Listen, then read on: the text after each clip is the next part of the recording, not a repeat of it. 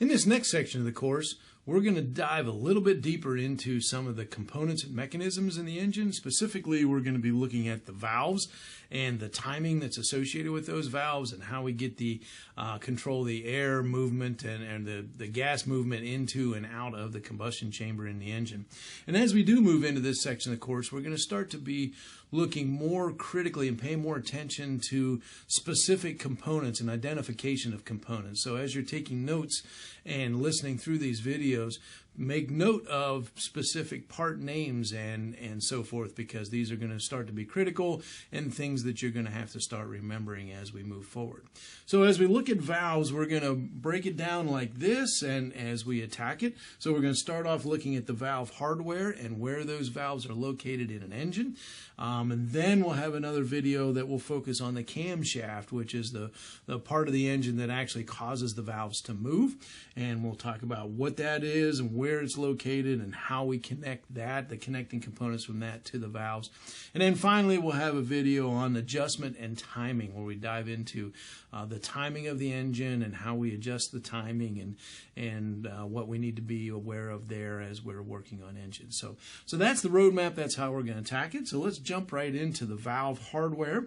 And here is a valve, a picture of a simplified valve. And as we talk about valves, we need to think about the main functions of the valve. Three things that they have to do. First of all, they have to seal against those high pressures. So when that valve closes in a combustion, on the edge of a combustion chamber, you're going to get a lot of high pressure in there when that fuel ignites. So we need to keep that pressure in there until we're ready to let it out. So that's one of the things that the valve has to do, is seal against these high pressures and be effective at that. It's got to allow gas flow into and out of that combustion chamber. So it's got to be open enough and be able to allow that flow to move into or out of the engine, depending on whether we're bringing the air-fuel mixture in or getting exhaust gases out. And then in all that, we got to remember that there's really, really high temperatures in this engine. So the material and the construction and everything has to be in mind of these temperatures, and it's got to be able to withstand that.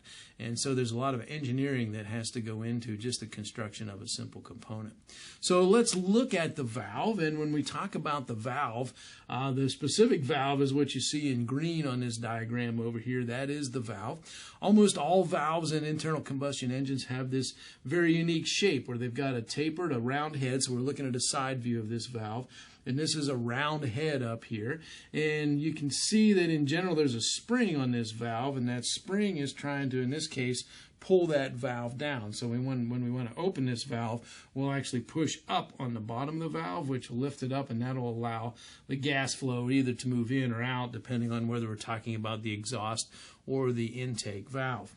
When we let the pressure off that valve and the spring pulls it down, that's going to pull this valve into the seat here. And so then when we get the combustion pressures up here, the big high pressures, they actually push down harder on this valve and seat it even further. So the design, and that's one of why almost all engines have this kind of a valve design, is that those pressures actually force the valve down into that seat and actually help to seal it. So we're not relying on springs or any other kind of mechanism to hold the valve shut. It's actually the pressure itself has to hold the valve shut. When we want to open it, we have to push the valve against that pressure. So that's why you see this shape, so these tapered sides where they go down into there. So when we look at the valve, this is the valve up here. The part of it, and it's not labeled in this diagram, but this particular valve is actually part of the block. So the head of the engine is up above here, and we'll look at configurations a little bit later and see where that is. But where this valve has to seat down in there,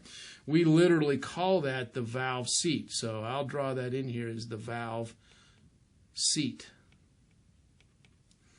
So that's where the valve has to sit. So that's a specifically machined surface down there that's got to match up with that valve with the taper on the edge of the valve there, so that they seat in there.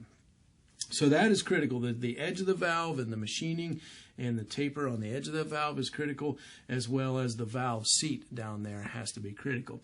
Now at this point I'll point something out that actually if I blow up that edge, and I'll kind of exaggerate this a little bit, but if this is the valve seat, that we had on the engine block down there, when that valve comes in, we actually don't have those surfaces mating perfectly. So we actually have the valve is going to be a little bit of an angle, and I'll kind of exaggerate it. It's not this much, but that valve would seat a little bit more like that. So you can see there's a bit of an angle there where the edge of that valve doesn't match perfectly with the seat. And this is done on purpose. There's a little bit there. It's usually like 1 degree, so it's not a whole lot. But as we think about this, there's a lot of heat in this engine. So as this engine heats up and comes to operating temperature, metallic components tend to expand when they get hot. And so the shape of some of these components, depending on what material they're made out of, steel or aluminum or all kind of different metallic components or compounds that are made in valves, they're going to shrink and expand differently. And so some of the construction and some of the setup is designed so that when the engine comes up to temperature, they're going to match a little bit better. So that's one of the things that you'll see there, is that valve seat is going to be at a little different angle than what that valve is when it comes in here, even though this diagram, it shows them perfectly matched and perfectly balanced on those corners there. So that's the valve and the valve seat, the critical part that has to seal there. So in maintenance of engines, when you tear an engine apart, that's one of the things that you check. You look for burning of that on the edge of the valve. You look for damage or burning on the edge of the seat. And that could be indicative of a lot of things, just age, or there could be some misalignment problems or something else that's allowing some problems there to happen. So that's one of the things that you check for that. Now, as we go down the valve, the stem of the valve, of course, is the long part. We call that the stem. And that stem has to go through some part that holds it, that supports it, and allows it to slide up and down. And this is what we call the valve guide area. Sometimes this is just a machined hole, precisely machined hole in the block or the head, depending on where your valve is. Sometimes there's actually an insert in there that are replaceable. So as part of engine maintenance and rebuilding, we will sometimes be able to knock a valve seat out of, or a valve guide out of there and put new ones in, so that remains tight and has the right tolerances. So over time, as this valve wears, that valve is not going to be standing perfectly straight in that hole. That hole will get a little bit wider. That valve can move around, slide back and forth. That's going to affect the way that it seats up in here and its functionality, and so it's going to hurt the engine performance. So that's a critical thing that we have up there. So that's the valve guide. That's a critical part of the engine. Again, sometimes it's just a machined hole in the head or the block. Sometimes there's actually a specific component that is pressed into there that is that guide. This provides, and another part of that then that's critical is the lubrication. So how that is lubricated. And usually in most engines we get oil to that, some type of lubricating oil, so we have ways to get oil to that to keep those components lubricated. But a lot of lubrication thought goes into what metallic components that we use. So we can use different metals and different alloys for the guide and for the valve stem, and they'll react and kind of have some self-lubrication properties. So there's a lot of thought and a lot of design that goes into what materials these valves are made out of, what materials the guides are made out of, so that we have good lubrication so that it lasts a long time and performs well for us in the engine. So again, a lot of thought that goes into that. As we move on down this valve, the next component there is the spring. And the spring, again, is what helps that valve close. So we push against that spring to open it, and then when we want that valve to close, that spring is going to try to close that valve quickly. And on top of the spring, and I'll mention there's some components down there that will lock that in, and different manufacturers have different ways of doing that, but ways of keeping that spring connected to the end of the valve. So again, this spring in this particular picture is trying to expand. Almost always these springs are in compression, so they're trying to expand, and as they expand, they're going to be trying to pull that valve shut. So when we want to open a valve, we have to push against the spring. When we release that, then the spring will pull the valve shut. That's the way they work. So that the design of that spring, again, is critical, because think about how fast this stuff is happening in an engine. We are having multiple combustions in these cylinders for every second. So it's happening very, very fast. So those valves have to open and close very quickly. So the design of this spring is pretty critical. What tension it is, what materials that it's made out of, so that it can recover quickly. So we want to be able to open that spring very quickly, open that valve quickly, and compress the spring to allow the gases to move one way or the other. And then we want to close it. We want it to close very quickly. So we want that spring to be able to snap that valve shut very quickly. So that's a critical part of the design of the engine. And as those springs go bad, then that valve is not going to close as quickly. And so it will delay how the valve closes. That's going to affect the engine performance. That can also probably damage the valves if they're not closing quickly and we're actually getting hot combusted gases coming out through there. That's going to make that surface hot and it's going to damage that surface. And so being able to move that spring quickly is very critical. So those are some things that go into the design. Again, a lot of thought and a lot of design that goes into how these components are manufactured and how they're made. So let's look at where the valves are. And this valve shows just as a close-up of the valve, but let's look at where they lay within an engine. And there's two fundamental locations and many, many, many variations beyond this. And so we don't have time to explore them all. But the two fundamental things we see here in these two pictures. And in some small engines, and actually if you go to older, larger engines, the valves would actually be part of the engine block. Again, we're talking about components here. So when we look at the part of the engine that has the cylinders, we kind of split the engine right in here, right in this area. So that is a split. So the top of that, the top piece that bolts down on the top of the combustion chamber, we call the head. So this part, this top part is the head. And the bottom part, all the components that houses the cylinders, the pistons, and everything else, that we call the block of the engine. The block and the head. So that's like the two major halves or parts of the engine. The block is on the bottom, the head bolts on the top. So in this particular engine that you see that the valves are actually part of the block. And again, this was common on some small gas engines. It's common on some older engines, a lot of older engine design like this. And we'll see later when we look at camshaft location why this is critical, why there might be a reason to have it there. It simplifies some of the mechanism of the engine, so there's some reasons to do that.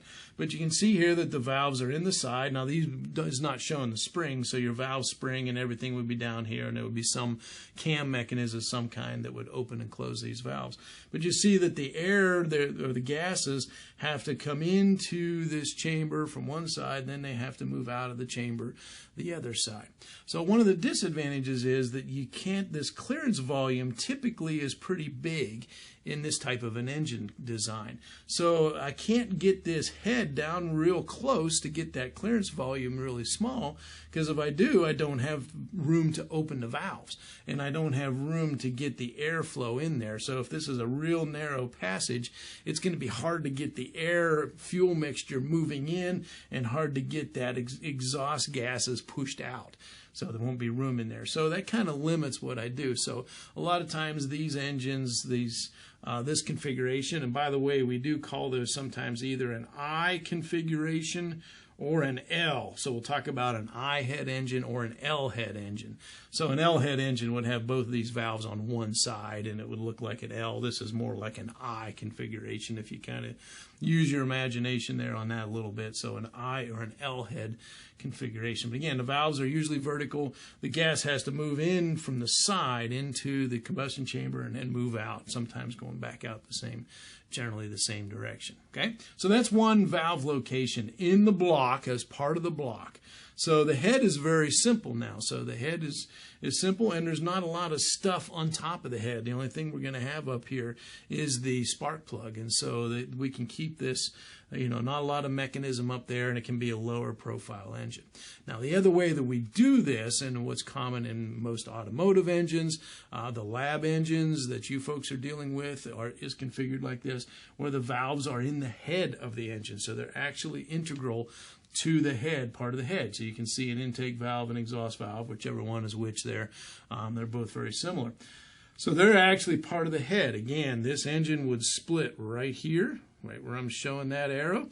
So that's where it would split. This top part is the head, the bottom part is the block. And you see that the block no longer has all this mechanism in there, so the block is much simpler. But all the mechanism then is in the top. So this sometimes can make maintenance a little bit easier. So if I need to work on the valves, I can take this head off and everything is in the head. So I can work on the head, rebuild the head, and put it back on. So that's one of the reasons that we do that. But here you see the valves in the engine.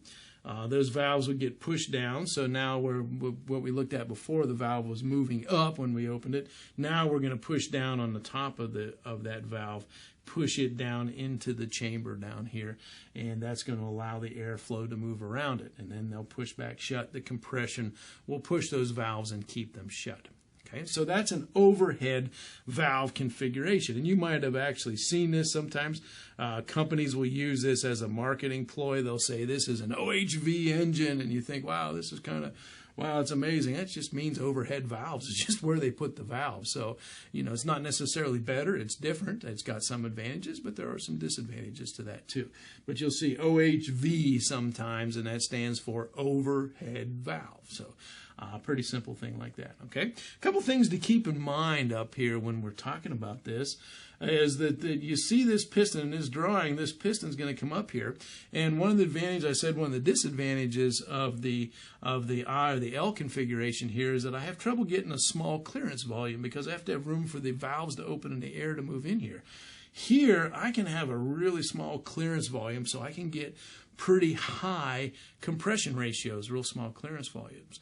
But then I need to think about, how close are these valves coming to that piston? So when this piston comes all the way to the top and I open these valves, are they going to hit that piston?